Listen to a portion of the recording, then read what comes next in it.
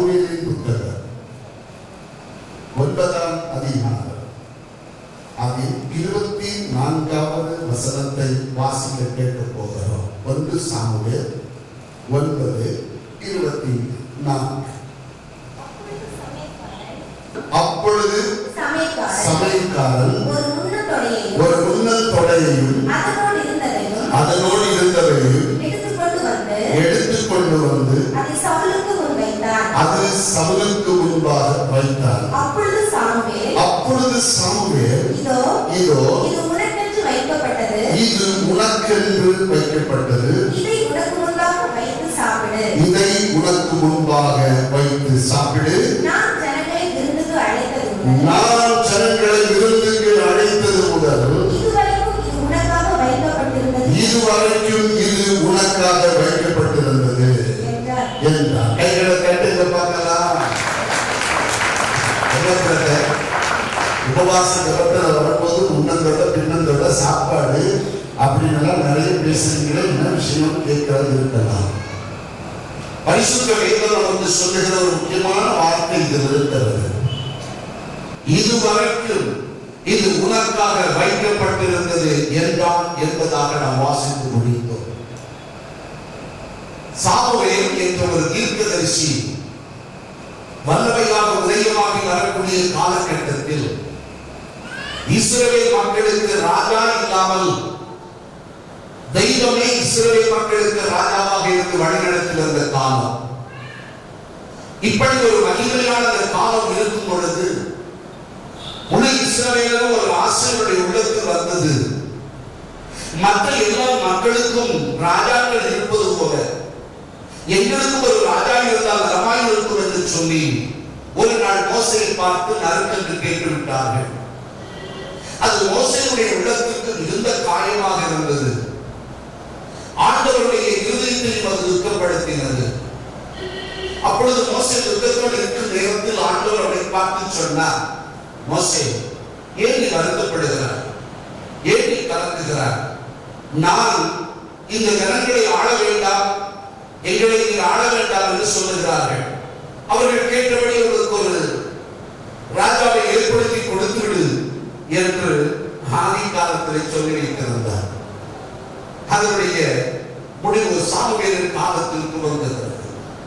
Samuel தீர்க்கதரிசியாக எழுப்புகிறார்.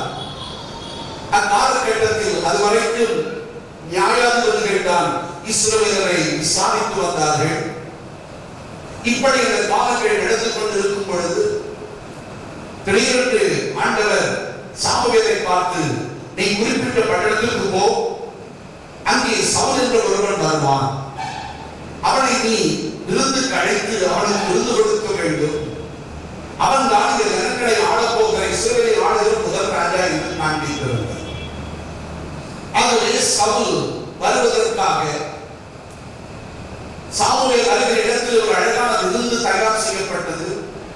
அந்த விருந்து செய்கிற மனிதனை சாமுவேல் அழைத்து நல்ல ஒரு முன்னந்தொடை எடுத்து தனியாக வைத்துக் கொள்ள வேண்டும். ஒரு ஸ்பெஷல் கெஸ்ட் நம்மிடம் வந்து வரப்போகிறார், இதை யாருக்கு கொடுக்க கூடாது, பத்திரப்படுத்தி வைத்துக் கொண்டு அவர் வரும்போது நான் சொல்லுகிற போது எடுத்துக்கொண்டு வைக்க வேண்டும் என்று சொன்னார்.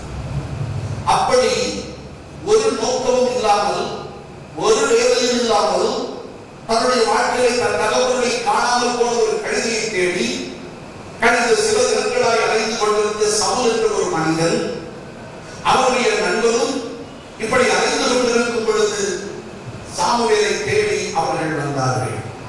ஐயா, தீர்க்கதரிசி ஆயிற்று, நீர் என் அப்பாவுடைய கழுதை காணாமல் போய்விட்டது, அவர் இன்னும் பார்ப்பதற்கு வேலை ஒன்றும் இல்லை, சும்மா கிடக்காத, தொலைந்து போன கழுதை எங்க போய் பார்த்து முடிச்சுடுவான் சொல்லி என்னை அனுப்பி வச்சிருக்கிறார். நானும் இந்த நாட்களை தேடி தேடி பார்த்து எங்கள் தற்போதைய கழுதை காணவில்லை. ஆகவே ஞான திருஷ்டின் வழியாக என் கழுதை அகப்படுமா, அந்த கழுதை எங்கே வரும், எங்கே இருக்கிறது என்பதை சொன்னால் நான் போய் பிடித்துக் கொள்வேன் என்று போய் கேட்க போனார். அப்படி கேட்க போன அவனை அவன் அருகில் வந்தவுடனே வாயின்று வரவேற்க ஒரு ஆள், கால்களை கழுவ தண்ணி கொடுக்க ஒரு நேரொரு ஆள், அமோக வரவேற்போடு பந்தியில் உட்கார வைத்தான். உட்கார வைத்து வேலையாளை பார்த்து, நான் உங்களிடத்தில் பத்திரப்படுத்தி வைத்திருந்ததே, அந்த உணவை எடுத்துக்கொண்டு வா என்று சொல்லி அதை அப்படியே சவுலுக்கு முன்பாக வைத்து, இது இதுவரைக்கும் உனக்காக வைக்கப்பட்டிருந்தது என்று சொல்லி இதை சாப்பிடு என்று சொன்ன வாக்கை தான் இங்கே வாசித்தோம். ஒரு கைத்தட்டப்படுது.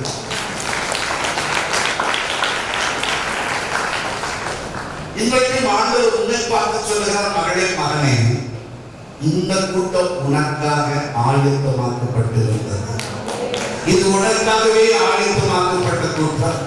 இது உன்னுடைய வளர்ச்சிக்காக ஆயத்தமாக்கப்பட்ட ஒரு கூட்டம். இது ஒரு கூட்டம் மட்டுமல்ல, இது ஒரு மகா பிரதான சபையாக ஒரு காலத்தில் தேசத்தால் அநேக மக்கள் மீட்டுக் கொள்ளப்படுகிற ஒரு வலிமையாக உனக்காக ஆயத்தமாக்கப்பட்டிருக்கிறது என்று சொல்கிறார். இதுவரைக்கும் எழுந்து வாழ்ந்த ஒரு வாழ்க்கை இருந்திருக்கலாம். ஆனால் இது விழுந்து எழுகிற வாழ்க்கை அல்ல, இது எரிந்து பிரகாசிக்கிற வாழ்க்கை தேவர்களுக்கு தருவதற்காக. மகளே, இது உனக்காக வைக்கப்பட்டிருக்கிறது. மகனே, இது உனக்காக வைக்கப்பட்டிருக்கிறது என்ற ஆண்டவர்களை பார்த்து சொல்லுங்கள். இடத்துல வந்து வெறுமையா போகக்கூடாது. கர்த்தர் ஒரு விருந்துக்கு உங்களை அழைத்திருக்கிறார். ஆமென். ஏன் இந்த விருந்து? எதற்காக ஆசீர்வாதம்? தேவ பிள்ளைகள் எப்படி இருக்க வேண்டும் என்பதை பரிசுத்த வேதம் நமக்கு அழைத்தம் திருத்தமாக சொல்லித் தருகிறது. அந்த ஆசீர்வாதத்துக்கு நேராக நாம் திரும்பத்தான் ஆண்டவர் இந்த கூட்டத்தில் உங்களை கொண்டு வந்திருக்கிறார். 1 சாமுவேல் 9ஆம் அதிகாரம் 20ஆம் வசனம் சொல்கிறது, அந்த சவுலை பார்த்து சாமுவேல் சொன்னார், சகல இஸ்ரவேலின் அபேட்சையும் யாரை நாடுகிறது?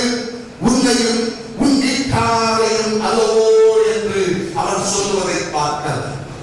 ஒன்றுமே புரியல சவுலுக்கு. ஒரு வேலையும் இல்லாம உடம்பெல்லாம் கருத்து போய் பொழுதினால அணுக்கடல் வந்திருக்கிற என்ன பார்த்து இவ்வளவு பெரிய விருந்துல தனியா எனக்கு ஒரு மேஜை போட்டு எனக்கு மட்டும் ஒரு உன்னதரை கொடுத்து நல்லா சாப்பிட்டு இதுவரைக்கும் உனக்காகத்தான் வைக்கப்பட்டுன்னு சொல்லி வைக்கிறாங்க. என்ன நடக்குது? அது வேற இப்போது திடீரென்று சாமுவேல் சொல்லுகிறார், இந்த சகல இஸ்ரவேல் மக்களை யாரை நாடுகிறார்கள்? உன்னையும் உன் குடும்பத்தாரையும் அல்லவா அவர்கள் நாடி இருக்கிறார்கள். பெரிய வாக்கை சொல்லுகிறார். உடனே புரியல. ஒரு நோக்கம் இல்லாமல் ஒருவேளை இந்த கூட்டத்தில் வந்து இருக்கலாம்.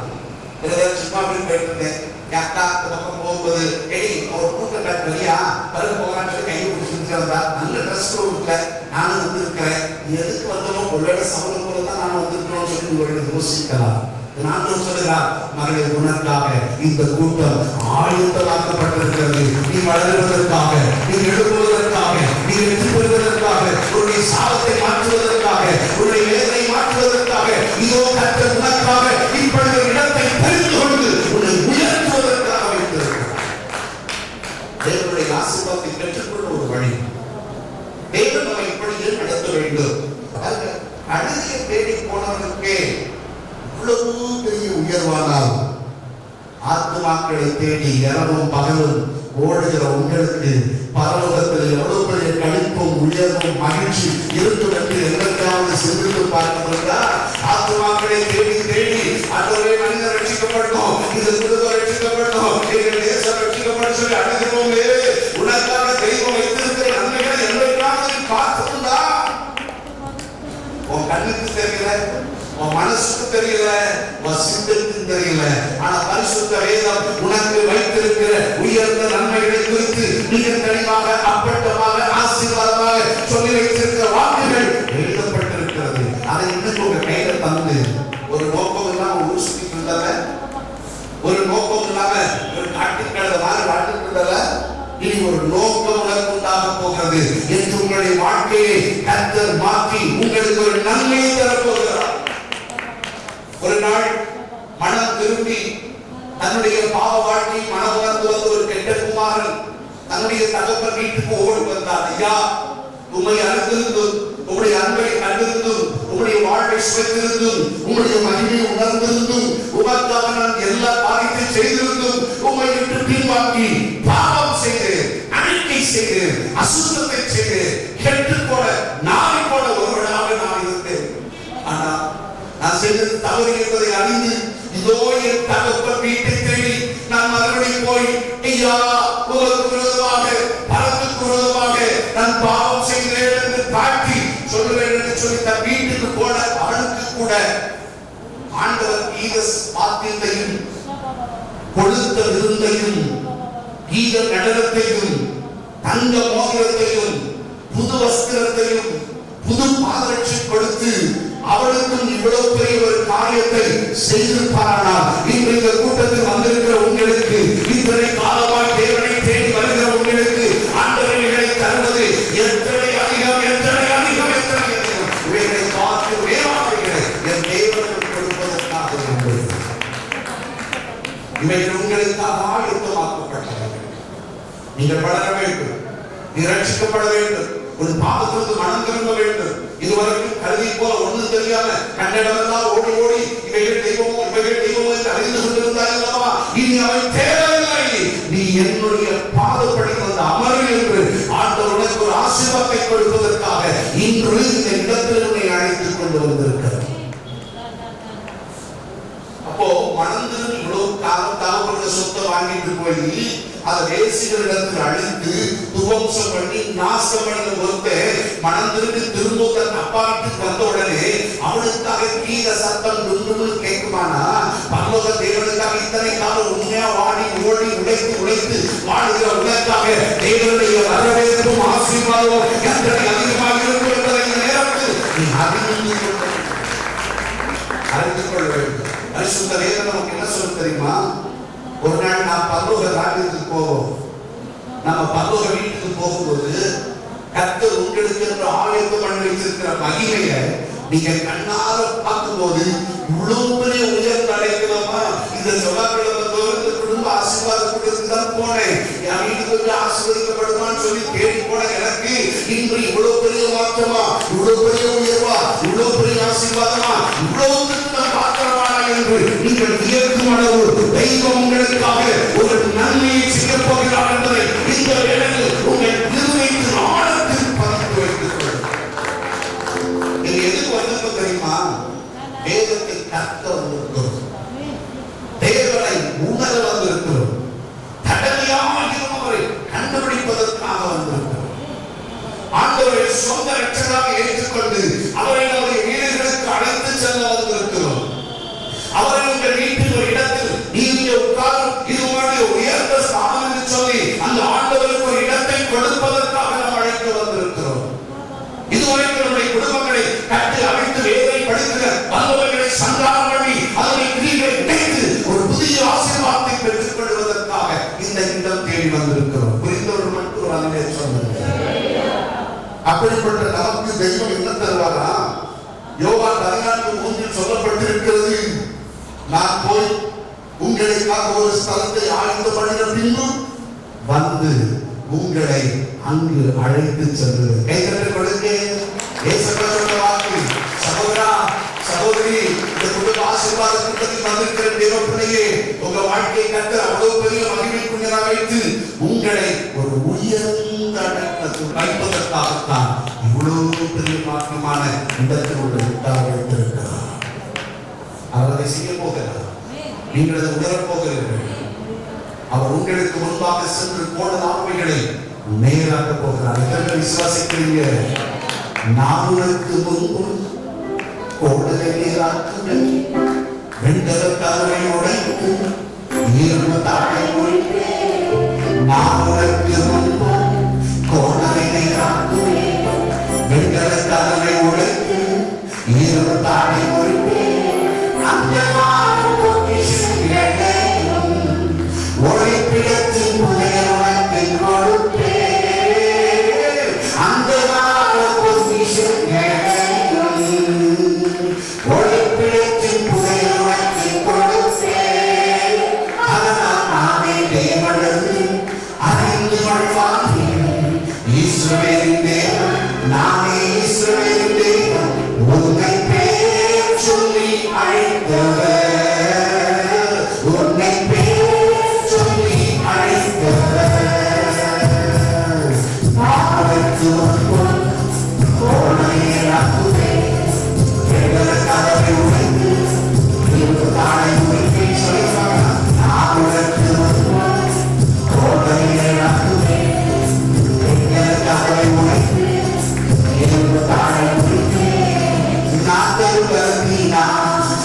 சேனைக்குள் பாய்வான், நாங்கள் வளர்த்தினான் ஒரு மகளை காண்டிடுவான், நாங்கள் வளர்த்தினான் ஒரு சேனைக்குள் பாய்வான், நாங்கள் வளர்த்தினான் ஒரு மகளை காண்டிடுவான். என்னை பலப்படுத்தும் கிறிஸ்துவினாலே எல்லாவற்றையும் செய்ய எனக்கு வருமே. என்னை பலப்படுத்தும் கிறிஸ்துவினாலே எல்லாவற்றையும் செய்ய எனக்கு வருமே. நான் உனக்கு ஒன்று தோழனே நம்புவே, எங்கள் கடவுளை உனக்கு நீர் நாடையுமே. நான் உனக்கு ஒன்று தோழனே நம்புவே, எங்கள் கடவுளை உனக்கு நீர் நாடையுமே. அந்த நாள் பொக்கிஷம் கிடைக்கும், ஒளிக்கிழக்கின் புயல் உனக்கு கொடுப்பேன். அந்த நாள் பொக்கிஷம் கிடைக்கும், ஒளிக்கிழக்கின் புயல் உனக்கு கொடுப்பேன். அதனால் நாளை தேவன் அழைத்து கொள்வானே.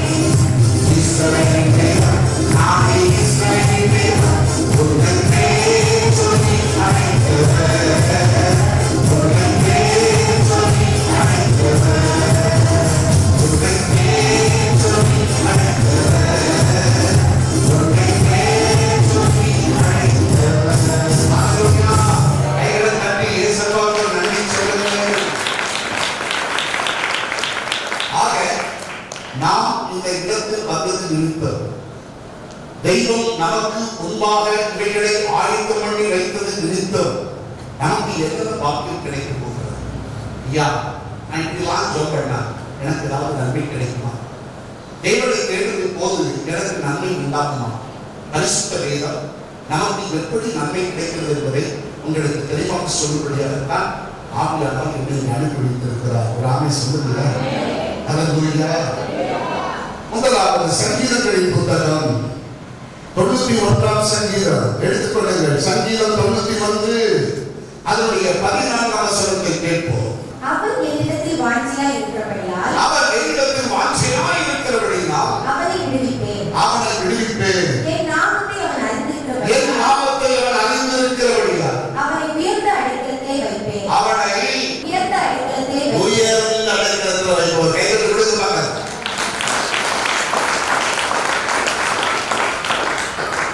நீங்கள் இந்த இடத்தில் வந்திருக்கிறீர்கள். தேவன் உங்களுக்கு ஆயத்தமாக்கி இருக்கிற நன்மையிடத்திலே உங்களை ஆண்டவர் கொண்டு வந்து சொல்கிற மகனே, நான் உனக்கு உயர்ந்த அடைக்கலத்தை வைத்திருக்கிறேன். அதை சொல்லுங்க. ஒரு உயர்ந்த அடைக்கலத்தை ஆண்டவர் நமக்கு தரப்போகிறார். இன்று நீங்கள் ஒரு குடும்ப ஆசீர்வாத கூட்டத்துக்கு தான் வந்திருக்கிறீர்கள். வாழ்க்கையில் ஆசீர்வாதம் வேண்டும் எண்ணித்தான் வந்திருக்கிறோம். ஆனால் தெய்வம் உங்களுக்காக ஆயத்தமாக்கப்பட்டது எது தெரியுமா? ஒரு உயர்ந்த அடைக்கலம். எத்தனை பேர் அதை வாங்கிக்கிறீர்கள்? என் ஆண்டவர் நமக்கு இந்த வாக்கியத்தை கொடுப்பேன் என்று வாக்கு சொல்லுகிறார். அவர் என்னிடத்தில் வாஞ்சியாக இருந்தபடியால் நான் அவனை விடுவிப்பேன். அவன் என் நாமத்தை அறிந்திருக்கிறபடியால் அவனை உயர்ந்த அடைக்கலத்தில் வைப்பேன். It's a promise. தேவன் உங்களுக்கு தருகிற வாக்குத்தத்தம். ஆண்டவர் எப்படி தேவன்றத 2 காரியம் எழுதப்பட்டிருக்கிறது. கர்த்தரை தேடும்போது ஓடி ஓடி போடுமா, அஞ்சு வந்து ஓடுமா, ஐயோ பஸ்பேட் ஐயோ நசிக்க போட்டு ஆதரவு போட்டு இப்படிங்கிற வாஞ்சை யார் யாருக்கு வருமோ அவருக்கு தான் உயர்ந்த அடைக்கலம். ஹல்லேலூயா. தேவனை தேடுவது வாஞ்சியின் தாகமா. பரவாயில்ல, செய்தி படங்களுக்கு முன்னாடி போனா போதும் அப்படின்னு அப்படியே அரட்டை அடிச்சு கொஞ்சம் சித்திட்ட பேசி, சித்தப்பாவுக்கு பேசி, அண்ணன் பேசி மெதுவா நடந்து அந்த நடை போட்டுக்கொண்டு பின்னால் வந்து ஒரு செயலை பிடித்து உட்கார்ந்தால் உயர்ந்த அடைக்கலம் அல்ல, உருவாகும் அடைக்கலம் கூட கிடைக்குமான டவுட். ஒரு ஆமன் சொல்லுங்க. தேவனிடத்தில் எப்படி வர வேண்டும் தெரியுமா? தாகத்தோடு வர வேண்டும், வாஞ்சியோடு வர வேண்டும். அப்படிப்பட்ட ஒரு மனிதனுக்கு தேவன் வைத்திருக்கிற அடைக்கலம் உயர்ந்த அடைக்கலம். இந்த பூமிகளில் உயர்ந்துதான் இருக்க வேண்டும். என்னை பொறுத்தவரைக்கும் தேவனுடைய பிள்ளைகளாக நீங்கள் சாபம் தீர்க்கப்பட்டவர்கள். கல்வாரியிலே உங்களுக்காக தேவன் சாபமானவர்களாலே அங்கே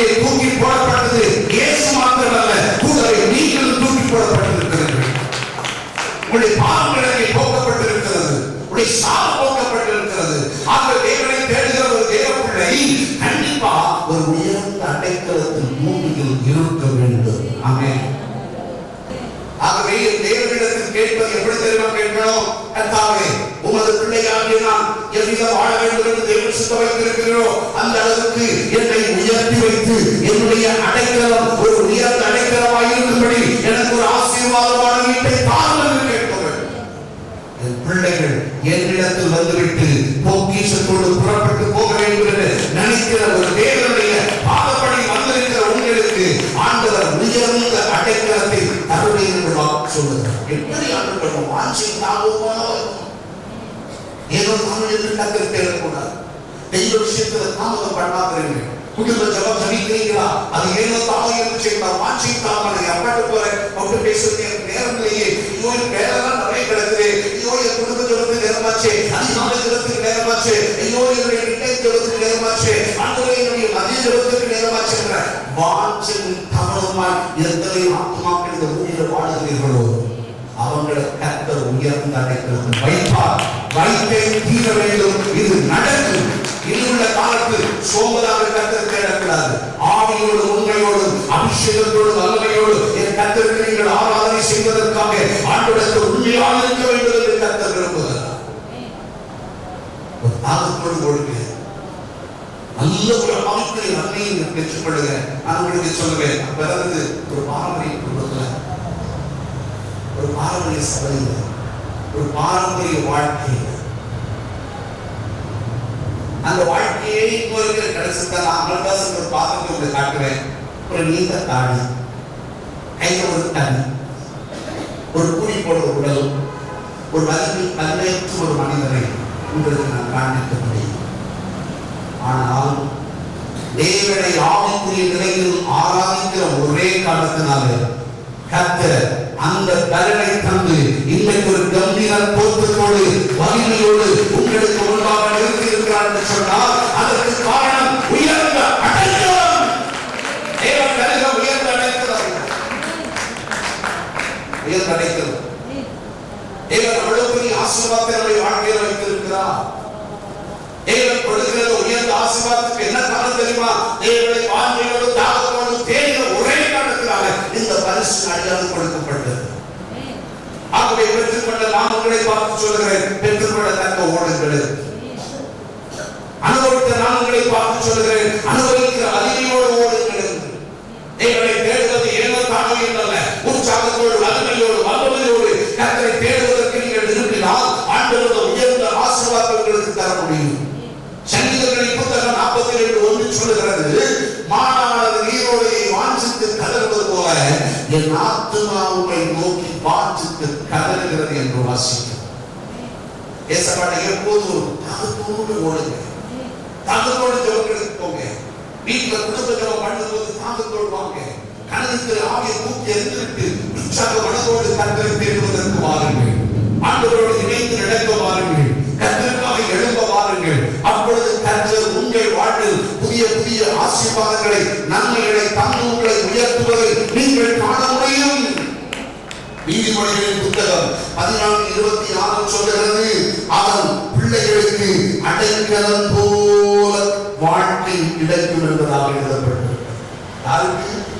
உங்களுக்கு மட்டுமல்ல, உங்கள் பிள்ளைகளுக்கு ஒரு உயர்ந்த அடைக்கலம். நீங்கள் தேவனை தேடுவதால் உங்கள் பிள்ளைகள் உங்களை பார்த்து தேவனிடத்தில் வருகிறார்கள். உங்கள் பரிசுத்தத்தை பார்த்து தேவனிடத்தில் பழகுகிறார்கள். உங்கள் ஜெபவல்லமை பார்த்து கர்த்தரோடு நடந்து கொள்ளுகிறார்கள்.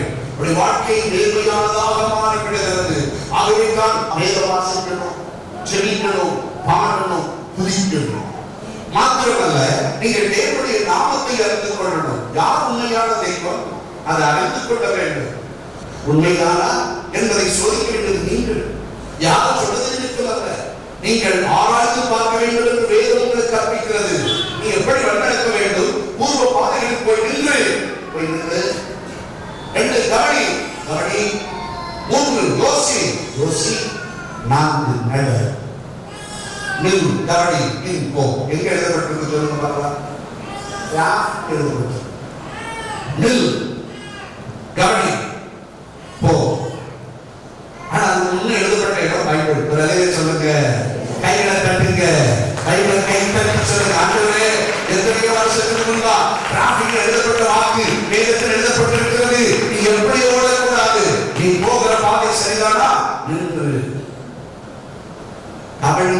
கவனித்தல் என்பது உண்மைக்காக சோதித்தல்.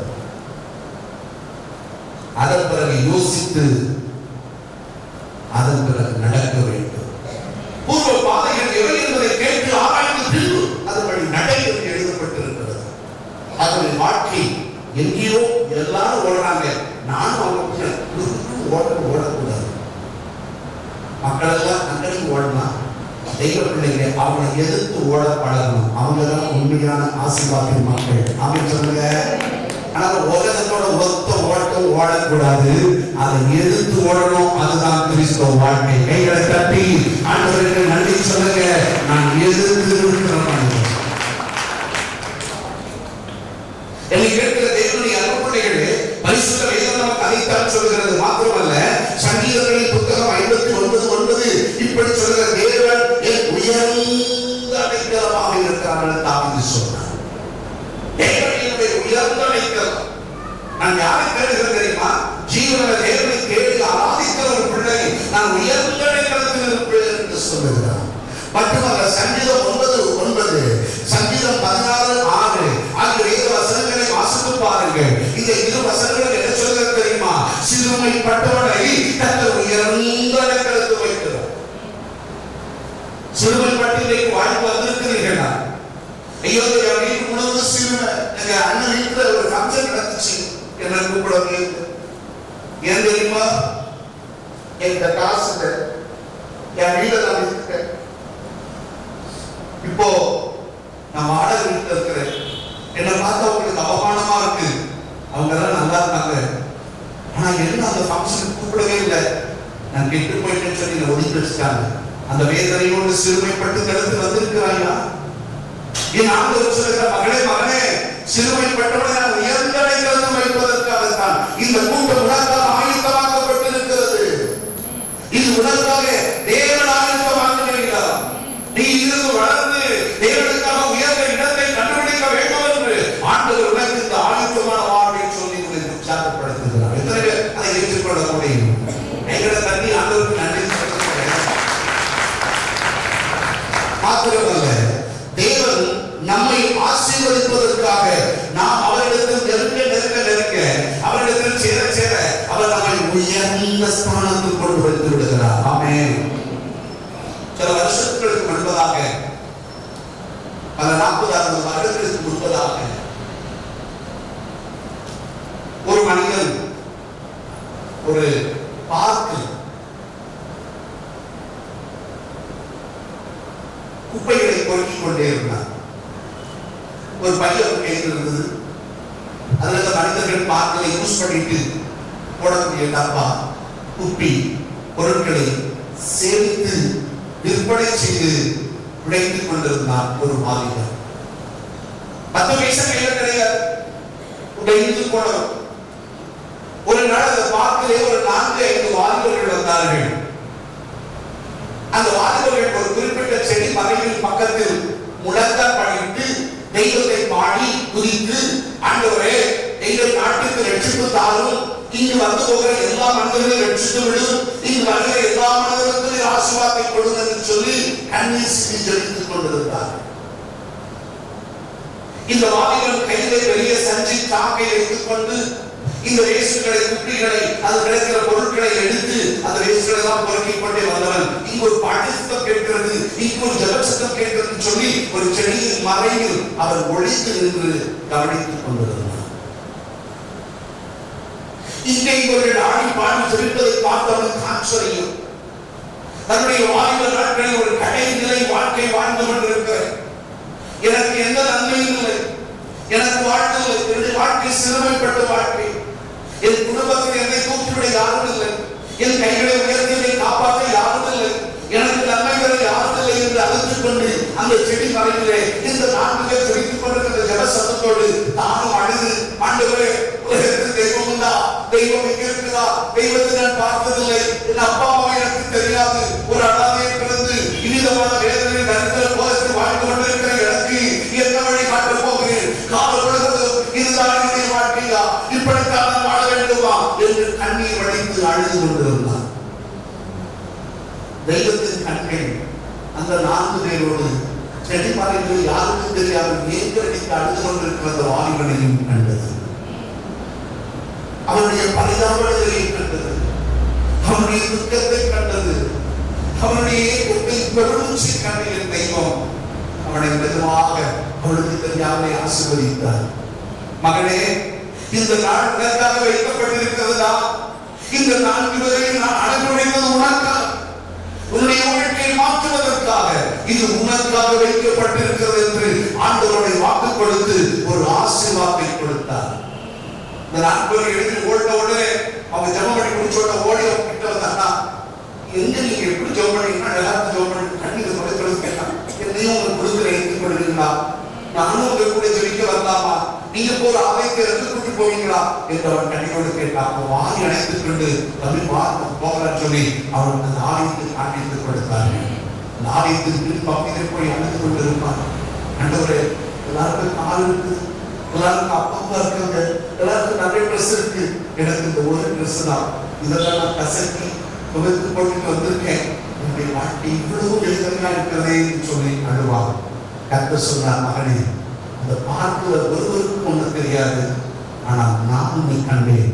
அந்த 4 பேரையும் உனக்காக நான் ஆயத்தமாக்கி அவர்களை எனக்கு அனுப்பி வைத்தேன். இன்றைக்கு நீ என்னுடைய சபையிலே அங்கத்தில் நான் நடுவிட்டார். அப்படி அந்த வாரியம் ரட்சிக்கப்பட்டான். இயேசு பிள்ளையாய் மாறினான். தான் பொறுக்கி கொண்டு வருகிறவர்கள் தசம பாகத்தை எடுத்து கர்த்தருக்கு கொடுத்தார். அந்த 7 கையை வாங்கி கர்த்தர் அன்போடு அதை ஏற்றுக்கொண்டார். அவனுக்குள்ள ஒரு ஆசை, நான் இப்படி இருக்கக்கூடாது, ஒரு வளர்ச்சி வளரணும்னு சொல்லி ஆண்டவரிடத்தில் அவன் அழுதான்.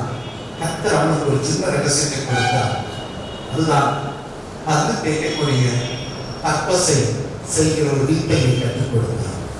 அந்த காலத்தில் இந்த பர்பஸை யார் பயன்படுத்துவது? கரியும் மண்ணும் மணலும் வேப்பங்குச்சியை போட்டு இழுத்துக் கொண்டிருக்கிற காலத்தில் இந்த பர்பஸையும் ரகசியத்தை கர்த்தர் காண்பித்து ஒரு சின்ன இடத்துல தொடங்க வைத்து ஒரு டப்பாய் அடைத்து மக்களுக்கு வேகம் செய்ய ஆரம்பித்தார். இன்று காலத்தால் அழியாத, எந்த மனிதனால் அழிக்க முடியாத மிகப்பெரிய கம்பெனி, உலகடைய வலிமையோடு வல்லமையோடு உலகம் வாழ்ந்த ஒரு பெரிய தரவாய்ந்ததாக இருக்கிறது சொன்னால் அது உள்ளங்காலேயே தேவனாக வந்தது. என்றைக்காவது பார்த்து அந்த வேஸ்ட் பொருள் அந்த தம்பி நினைச்சிருப்பானா நான் உலகடைய உயர்ந்த அழைக்கிறது போவேன் என்று? யார் சாட்சி உருவாக்கினது? தேவன். தேவனிடத்தில் வருகிற ஒரு மனிதரை உயர்த்தி வைத்த தேவனால் முடியும். இன்று இந்த வார்த்தைகளை கேட்க உனக்கு ஒரு வாய்ப்பு கிடைத்தது. இந்த வசனங்களை கேட்க உனக்கு ஒரு வாய்ப்பு கிடைத்தது. இதை நீ பயன்படுத்திக் கொண்டு நீயும் வாழ்வாயானால் தெய்வம் இந்த மனிதனை போல உன்னுடைய வாழ்க்கையில் ஒரு பெரிய நோக்கத்தை வைத்து உயர்த்தி வைக்க முடியும் என்று உனக்கு நான் சொல்கிறேன். தேவனுடைய ஆசீர்வாதம் உன்னை தேடி வந்தார். 2வது நம்முடைய ஆண்டவர் கொடுக்கிற ஆசீர்வாதம் என்ன? பரிசுத்த வேதம் மிக தெளிவாக நமக்கு சொல்லுகிறது. வாசிக்கிற சங்கீதங்களின் புத்தகம் 31 அது 19 வசனம். சங்கீதம் 31:19 வாசிங்கள் பார்க்கலாம். உமக்கு பயந்தவர்களுக்கும் மனுபுத்திரருக்கு முன்பாக உம்மை நம்புகிறவர்களுக்கும் நீர் உண்டு பண்ணி வைத்திருக்கிற உம்முடைய நன்மை எவ்வளவு பெரிதா இருக்கிறது. 2வது தெய்வம் நமக்கு வைத்திருக்கிறது என்ன தெரியுமா? உயர்ந்த நன்மைகள். நீங்கள் தள்ளி பார்க்கலாம். தெய்வம் உனக்கு என்ன நன்மை தருவதாக? உயர்ந்த நன்மை. தேவனை தேடி இந்த இடத்தில் வந்திருக்கிற என் அன்பு சகோதரனே, கர்த்தர் உனக்கு ஆயத்தமாக்கி வைத்திருக்கிற இந்த விருந்திலே 2வது தெய்வம் உனக்கு தரப்போகிறது நன்மைகள். எப்படிப்பட்ட நன்மைகள்? the highest, the உயர்ந்த நன்மைகள். தெய்வம் அதைத்தான் உங்களுடைய வாழ்க்கையில் தரும்படி விரும்புகிறது. அவர் நன்மைகளின் தேவன். சங்கீதம் 85:12 கர்த்தர் நன்மையானவை தருவார் என்று வாசிக்கிறது. லூக்கா எழுதின சுவிசேஷத்தை வாசிக்கும் பொழுது பொல்லாதவர்களாகிய நீங்கள் உங்கள் பிள்ளைகளுக்கு நல்ல ஈவுகளை கொடுக்காது இருக்கும்போது தேவனிடத்தில் இரவும் பகலும் அவரை நோக்கி கூப்பிடுகிற விஷயத்தில் தேவன் பொறுமையாயிருந்து நன்மையானவைகளை செய்வது அதிக நிச்சயம் அல்லவா எழுதப்பட்டது. எதற்காக இங்கே உட்கார்ந்து இருக்கிறீர்கள்? தேவனிடத்தில் ஒரு நன்மை பெற்றுக் கொள்வதற்காக. ஆண்டவர் நன்மை உங்கள் வாழ்க்கையில் தந்து உங்களை ஆசீர்வதிப்பதற்காக இருக்கிறது. அவர் எப்படிப்பட்ட நன்மை தருவார்? கொடுக்கிறார். உயர்ந்த நன்மை கொடுக்கிற ஆண்டவர். இன்னைக்கு பல வேலைகள் நம்முடைய வாழ்க்கையில நன்மை இல்லாமல் வாழ்ந்தோம். நன்மை பெற்ற பல நன்மை இல்லாதவாய் போய்விட்டார்கள். நன்மை அனுபவித்த அநேகர் நன்மையை மறந்து போனார்கள். ஆனால் தேவனோ உங்களுக்கு அப்படிப்பட்ட பலக்கிற நன்மை அல்ல, உயர்ந்த நன்மைகளை தரப்போகிறார். ஆமென் சொல்லுங்க. சந்தோஷமா ஒரு ஆண்டவருக்கு நன்றி சொல்லுங்க. கைகளை தட்டி தேவனை ஸ்தோத்திரம் பண்ணுங்க. எனக்கு ஒரு நன்மை தரப்போகிறீங்க, என்ன சும்மாவாக கொண்டு வந்திருக்கீங்க, எனக்கு ஒரு நன்மை கொடுப்பதற்காக தேவன் விரும்பி எனக்கு ஆசீர்வாதத்தை தரப்போகிறேன் நான் விசுவாசிக்கிறேன். உங்க இருதயத்தின் ஆழத்தில் சொல்லிக் அவர் நன்மைகளை நாடுகிறார். நன்மைகளையே நமக்கு கொடுக்கிற தேவன். நீரின்றி நான் இல்லை, நீரின்றி வாழ்வில்லை, நீரின்றி நான் இல்லை, நீரின்றி வாழ்வில்லை, நீரின்றி வழியேதையா இயேசுயா, நீரின்றி வழியேதையா, நீரின்றி நான் இல்லை, நீரின்றி வாழ்வில்லை, நீரின்றி வழியேதையா இயேசுயா, நீரின்றி வழியேதையா.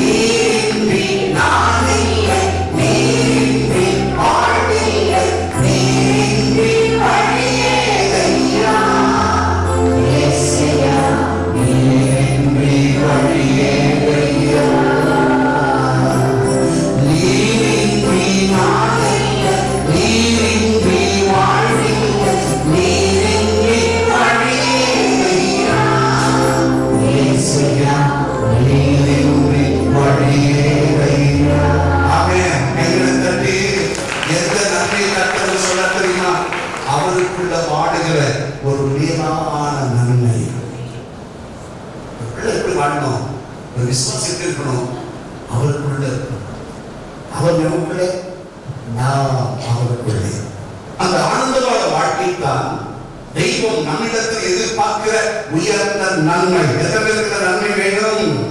நன்மைன்னா உடனே கால் பங்களா சொத்தெல்லாம் நன்மை நினைச்சாரா? அதை விட மேலான நன்மை என்று சொல்கிறீர்கள். நான் சொல்லுகிறேன், என் தேவன் உங்களுக்கு கொடுக்கிற மகிமையில் உயர்வானது அவர் உங்களுக்குள் தங்கி இருப்பது. கைகளை கட்டிக்க பார்க்கலாம்.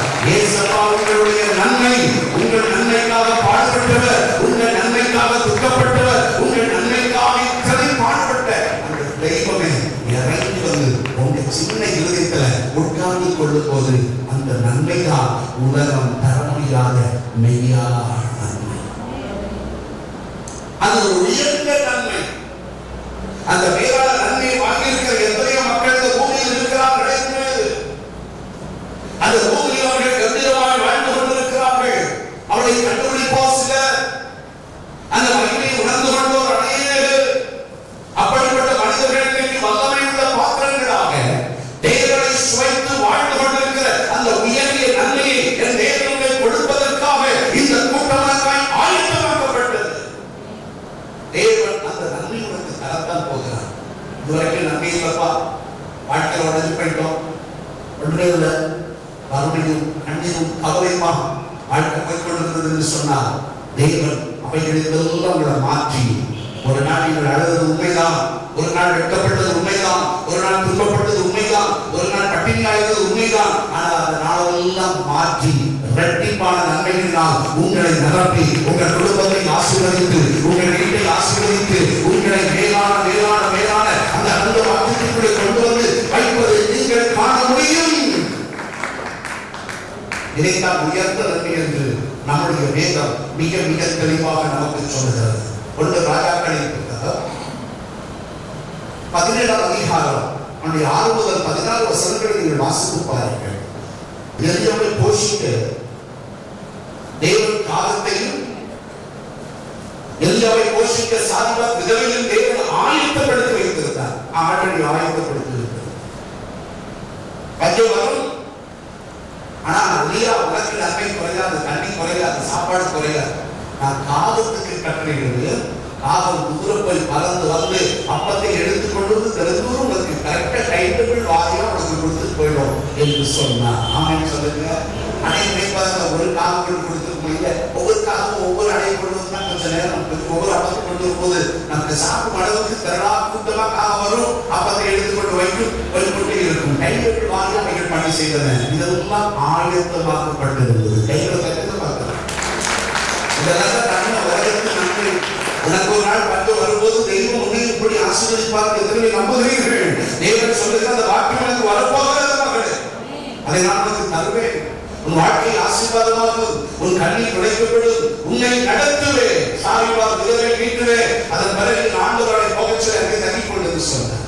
அந்த விதவை டெய்லி பானை திறந்து மாவெடுத்து பசித்து அடைய சுட்டு கொண்டு அழகாக அந்த கொண்டு கையில கொடுத்துட்டு போயிட்டு இருப்பார். இப்படி ஒவ்வொரு நாளும் அந்த நன்மை குறையாமல் வந்தது.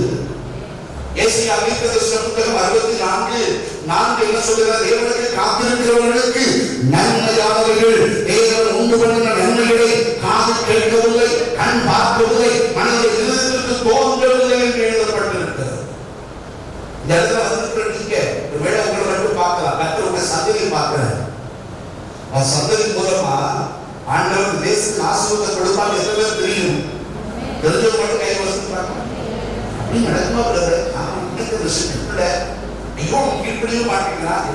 தெற்க போறானா வடக்க போறான், வடக்க போறானா மேற்கு போயிட்டு. நான் சொல்றது தீர்மானம் பண்ணி இவ்வளவு வச்சதான் செய்ய போறார். கர்த்தர் சொல்கிறார், உன் நிமித்தம் உன் சந்ததிகளை ஆசீர்வதித்து தேசத்திலே நான் உயர்த்தி வைப்பேன். எத்தனை கலைஞருக்கு அம்மா உட்கார்ந்துருக்கீங்களோ எனக்கு தெரியாது. எத்தனை போலீஸ் எஸ்பியுடைய அப்பாவா உட்கார்ந்துருக்கீங்களோ எனக்கு தெரியாது. எத்தனை பிரைவேட்ஸுடைய தாய்மார்கள் இருப்பீங்களோ எனக்கு தெரியாது. என் ஆண்டவர் ஒரு நாள் அப்படி பயன்படுத்த முடியும். நடக்கிறதுக்கு விசுவாசிக்கிறீங்க? உனக்கென்று வைத்திருக்கிற நன்மை பெரியது, உனக்கென்று வைத்திருக்கிற நன்மை பெரியது. நன்மைகளை உலகத்தில் கொடுக்க முடியும். 2 ராஜாக்களின் புத்தகம் 7ஆம் அதிகாரம் 8ஆம் வசனம் பைபிள் சொல்றது, வறுமை வாடிய இஸ்ரவேல் மக்களுக்காக ஒரு நாள் தேவன் ஒரு பெரிய தானிய கூட்டத்தை ஆயத்தம் பண்ணி வைத்திருந்தார். பஞ்சத்தில் வாடிய மக்களுக்கு உணவே இல்லை, இரட்டோடு சென்று நடக்கிறார்கள். பச்சையெல்லாம் மாறி போய்விட்ட தேசத்தில் வறட்சி. ஆனால் அவர்கள் வயிறார உண்டு திருப்தியாகப்பட்டும் தானியங்கள் அவருடைய பாடங்களை தேவன் ஆயத்தமாக்கி வைத்திருந்தார். ஆமென். அந்த தெய்வம் உயர்ந்த நன்மைகளை உங்களுடைய வாழ்க்கையை தர முடியும் என்பதை நீங்கள் அறிந்து கொள்ள வேண்டும். அப்போஸ்தலனாகிய பவுலுடைய கண்கள் தேவன் அவர்களுக்கு என்று ஆயத்தமாக்கி வைத்திருந்த நன்மைகளை கண்டது என்று வேதம் சொல்லுகிறது. வாசிங்கள், நீங்கள் நேற்று படித்து பார்த்தால் 1 கொரிந்தியர் 2ஆம் அதிகாரம் 8 முதல் 10 வசனத்தை வாசித்து வாசிப்பீர்களானால், தேவனிடத்தில் அன்பு கூறுகிறவர்களுக்கு ஆயத்தப்படினவைகளை கண் காணவில்லை, இருதயத்தால் தோன்றவில்லை, அவர்கள் மனதில் அது வரவும் இல்லை என்று எழுதப்பட்டிருக்கிறது. அப்படின்னா நீங்க நம்ப முடியாத உயர்வு உங்கள் சந்ததிகளுக்கு வரப்போகிறது. நீங்க நம்ப முடியாத ஒரு மாற்றம் உங்கள் வீடுகளுக்கு வரப்போகிறது, உங்கள் குடும்பங்களுக்கு வரப்போகிறது, உங்கள் வாழ்க்கையில் ஆசீர்வாதங்கள் வரப்போகிறது. ஆவியானவர் திட்டமாய் சொல்லுகிறார், இது நடக்கும். இந்த இடத்துல வந்திருக்கிற உனக்கு நீ நம்ப முடியாத ஆசீர்வாதங்கள். சமீபத்தில் ஒரு சகோதரியை சந்தித்தேன். அவர் நமக்கு உழைத்தவே காலமாக பணிபுரிகிற உதவி செய்கிற ஒரு மனிதர். அவருடைய உயர்ந்த நிலை நாங்கள் பேசிக் கொண்டிருந்தோம். அப்போது அவரை பார்த்து கேட்டேன், நீங்க கூட்டத்துக்கு ஆரம்பமா வரும்போது இப்படி ஒரு உயர்ந்த நிலையில நீங்க இருப்பீங்கன்னு நினைச்சு பாத்தீங்களா அப்படின்னு கேட்டேன். அவர் சொன்னார், நினைக்கவே இப்படி ஒரு படிச்ச படிப்பு வேறு, நான் போன பாதை வேறு, ஆனா கட்டு டிராக் மாத்தி இன்னைக்கு வச்சிருக்கிற ஒரு தெரியாத ஒரு வேலையில தான் போய் கை வச்சேன். தெரியாத இந்த வேலையில தெய்வம் நன்றி வச்சார். தெரிஞ்ச வேலை என்ன கால வாரி விட்டது, தெரியாத வேலை கை கொடுத்து தூக்கியது. அந்த வேலைகளை உயர்த்தியது இன்றைக்கு ஒரு நன்மையின் ஆசீர்வாதத்துக்குள்ளே நான் இருக்கிறேன். இன்னைக்கு என் கூட பலர் இருக்கிறாங்க, பல பிராக்டிஸ் இருக்குது. நான் நினைக்காத உயர்வை என் தெய்வம் தந்தார். ஒருவரை நேசித்து விட்டார். தெய்வத்துக்கு ஒரு ஆசீர்வாதமான நன்மைகளை பெற வேண்டும் என்று நினைத்தால் அதை தெய்வம் அவருடைய வாழ்க்கையில் தந்துவிடுவார் என்பதை நீங்கள் தெளிவாக அறிந்து கொள்ள வேண்டும். ஆகவே தேவன் நம்புகிற எல்லாருக்கும் இந்த உயர்ந்த ஆசீர்வாதம் உண்டு. எபிரேயர் 11ஆம் அதிகாரம் அதில் 16ஆம் வசனம் சொல்லுகிறது, அவர்களுக்கு அவர் ஒரு நகரத்தை ஆயத்தம் பண்ணினார் என்று வாசிக்கிறோம். இந்த பூமியை விட்டு நீங்கள் முடிந்து ஒரு நாள் போகும் பொழுது தெய்வம் உங்களுக்கு வைத்திருக்கிற ஒரு மகா பெரிய ஆசீர்வாதம் என்னன்னா பரலோகம். ஒரு நாள் நாம் சொல்ல வேண்டிய பரலோகம் என் சொந்தம், என் தாய் வீடு என்று எத்தனை சொல்ல போறீங்க? அது நீங்கள் நினைக்காத நன்மை, எதிர்பார்க்காத நன்மை, சத்தம் சிந்திக்காத நன்மை, கேட்டு கேட்டாலும் மனதில் தோற்றாத நன்மைகள் தேவன் உங்களுக்காக எனக்காக ஆயத்தமாக்கி வைத்திருக்கிறார். அந்த மகாபெரிய நன்மையை நாம் மனதார அனுபவிக்கும் ஒரு நாள் வரப்போகிறது. உங்கள் குடும்பத்தில் சில மாற்றங்கள் உண்டு. வறுமையோடு வந்திருக்கிறீர்கள். இந்த வறுமைக்கு நீண்ட காலம் உங்கள் குடும்பத்தில் குடியிருப்பில்லை. வறுமை உங்களை விட்டு கொஞ்சம் கொஞ்சமாய் அழிந்து உங்களுடைய வாழ்க்கையில் நன்மை பிறக்கும் ஒரு காலம் வருகிறது. ஆமென். இந்த ஆசீர்வாதத்திற்காக முதலாவது இந்த நன்மை நமக்கு வர வேண்டுமானால் நாம் ஒரு பிரதானமான காரியத்தை செய்கிறோம். அது என்னவென்றால் உங்கள் இதயத்தில் பாவம் இல்லாமல் வாழ வேண்டும். அந்த ஆத்மாவுக்குள்ளே பாவம் வந்துவிடக்கூடாது.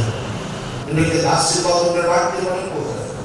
தெய்வம் அந்த நன்மைகளை உங்களுக்கு தருவது மாத்திரமல்ல, குடும்பத்தில் ஒரு ஒப்பற்ற ஆசீர்வாதங்களை தர முடியும். கடைசி ஒரே ஒரு வார்த்தை மாத்திரம் சொல்லி உங்களுக்கு நான் முடிக்க வேண்டும் என்று விரும்புகிறேன்.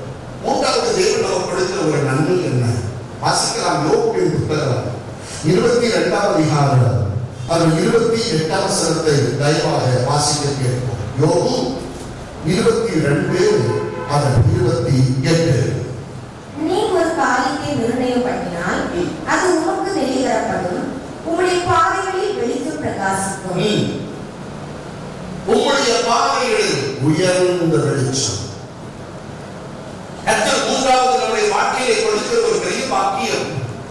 தேவன் இந்த கூட்டத்தில் வந்திருக்கிற உங்களுக்கு, இந்த ஆயுதமாக்கப்பட்டிருக்கிற இடத்தில் வந்திருக்கிற உங்களுக்கு தேவன் கொடுக்கிற மூன்றாவது ஆசீர்வாதம் தெரியுமா? உங்கள் பாதைகளுக்கு உயர்ந்த வெளிச்சம். கைகளை தடுத்து பார்க்கலாம். இன்றைக்கு வெளிச்சம் இல்லாத பாதைகளை நடந்து போகிற மனிதர்கள் உண்டு. பண்டைய காலகட்டங்களில் இந்த மாதிரி ரோடு தான் இந்த மிருகங்கள் நடந்து போய் ஒரு பாதை இருக்கும். அந்த இடம் மட்டும் புல்லு இருக்காது. காட்டிலே வாழுகிற மனிதர்கள் ஆகட்டும், வீட்டிலே வாழுகிற மனிதர்கள் ஆகட்டும், இந்த பாதை வழியாக அதை தேடி பாதை என்பார்கள். மிருகங்கள் தான் அந்த பாதையை முதலில் வைக்கிறது. அந்த மிருகங்கள் போகிற அந்த பாதை வழியாக போனால் ஒரு ஆறோ ஒரு குளமோ ஒரு ஏரியோ வந்து சேரும். மனிதன் அதை பின்தொடர்ந்து நடக்க ஆரம்பித்தாங்க. அப்படி இது நடந்த இடங்கள் மனித நடமாட ஆரம்பித்தோட மிருகங்கள் தங்களுடைய நடை என்பது குறைத்து வேறு வழிகளாக போகும். மனிதர்களுடைய ரத்தத்திற்கும் அவனுடைய ரத்தத்திற்கும் ஒரு ஒவ்வாமை இருந்தபடியினால் ஏதோ ஒரு பயம், ஆகவே மனிதர்கள் சிக்க வேண்டாம் என்று சொல்லி பாதை மாற்றி அமைக்கும். மனிதனோ அந்த பாதை வழியாக போவார். இந்த பாதைகளிலே ஒரு வேளை இரவு வேளை வரும்போது என்று நடக்கும். இதுதான் நடக்க வேண்டும். அப்பொழுது ஒரு வேளை காட்டு பகுதியிலே வந்து சர்ப்பங்கள், பாம்புகள், தேள்கள், பயங்கரமான விஷப்பூச்சிகள் அந்த பாதையை படுத்துக் கொண்டால் எப்படி நீங்கள் பயணம் செய்வீர்கள்? ஆகவே பாதைக்கு வெளிச்சம் தேவை. மகனே, பாதைக்கு வெளிச்சம் தேவை. அந்த உயர்ந்த வெளிச்சம் எப்படி கிடைக்கிறது என்பதை தான் பரிசுத்த வேதம் நமக்காக சொல்லுகிறது. அந்த வெளிச்சம் எப்படி வருகிறது என்பதை குறித்து பரிசுத்த வேதம் நமக்கு தருவது பாருங்கள். ஒரு உயர்ந்த பாதையை என்ன? நீதிமொழிகளின் புத்தகம் 1:15 சொல்கிற, என் மகனே, நீ அவர்கள் பாதைகளை வழி நடவாமல் உன் காலை அவர்கள் பாதைக்கு இறக்குவாயாக என்று எழுதப்பட்டிருக்கிறது. ஆண்டவர் என்ன ஒரு நேரத்திலான ஒரு வார்த்தை சொல்றாருன்னா, அது முன்ன என்ன சொல்லப்படுகிறது என்றால், உலகம் மரண இருளிலே பயணித்துக் கொண்டிருக்கிறது. உலகம், இந்த உலகத்தில் மாந்தர் உலக இருளிலே பயணித்துக் கொண்டிருக்கிறார்கள். அது மரண இருளில் எழுதப்பட்டிருக்கிறது. அந்த மரண இருளிலே மனிதர்கள் துணிந்து போகிறார்கள். மகனே, நீ அவர்கள் வழியில் நடவாமல், இந்த வேதபோதி சொல்கிற நீ அவர்களை நடவாமல் ஜீவ பாதையில் நீ நடப்பதற்காக உன் காலை விலக்கிக் கொள்ள வேண்டும் என்று நமக்கு ஒரு ஆலோசனை சொல்கிறது.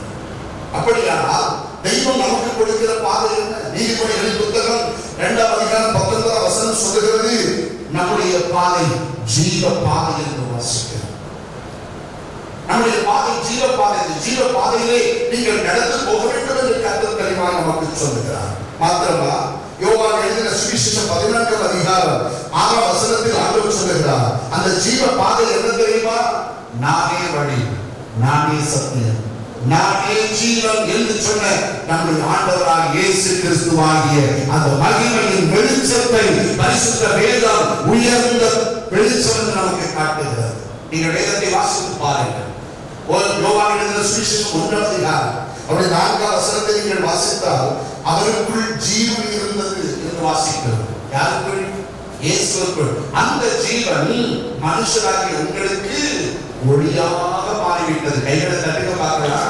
இன்னைக்கு இயேசுவாகிய அந்த உயர்ந்த ஒளி ஒவ்வொரு மனிதனுடைய வாழ்க்கையிலும் மிகப்பெரிய ஆசீர்வாதத்தை கொடுக்கிறது என்பதை நீங்கள் அறிந்து கொள்ள வேண்டும். யோவான் எழுதின சுவிசேஷம் 1:9 நீங்கள் வாசித்து பாருங்கள். பைபிள் தெளிவாய் சொல்லுகிறது, உலகத்தில் வந்து எந்த மனுஷனையும் பிரகாசிப்பிக்கிற மெய்யான ஒளி இயேசு மட்டும். கைகளை தட்டி, ஐயா, உன் பாதைக்கு அவர்தான் ஒளி, உன் கால்களுக்கு அவருடைய வேதம்தான் வெளிச்சம். நீ அந்த பாதையில நடந்து அவரை பின்பற்றி அவர் காலில் வரும்போது அவரது உயர்ந்த வெளிச்சத்தை உனக்கு தந்து இந்த பூமியிலே சிறந்த வாழ்க்கை உனக்கு அவர் கொடுக்கிறார். மறுமையில் நித்திய வாழ்க்கையில்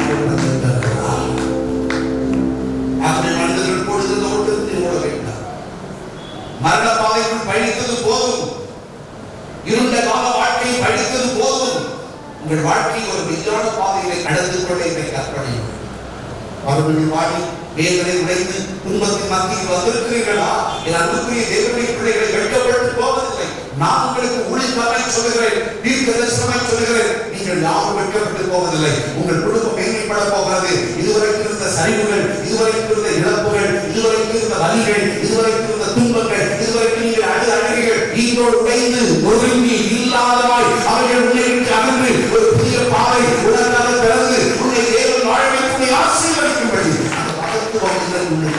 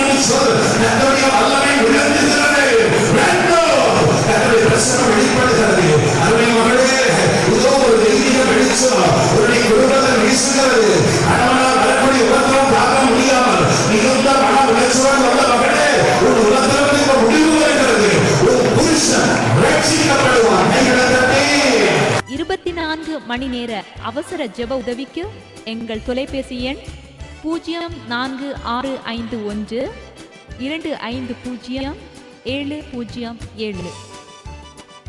உங்கள் ஜெப விண்ணப்பங்கள் கடிதங்கள் அனுப்ப எங்கள் முகவரி சகோதரர் வி. அமலதாஸ், இயேசுவின் கரம், அப்பட்டு விளை, தக்கலை அஞ்சல் 629175, குமரி மாவட்டம். In English, Brother V. Amaladas, Hand of Jesus, அப்பட்டு விளை, தக்கலை போஸ்ட் 629175, Kanyakumari district.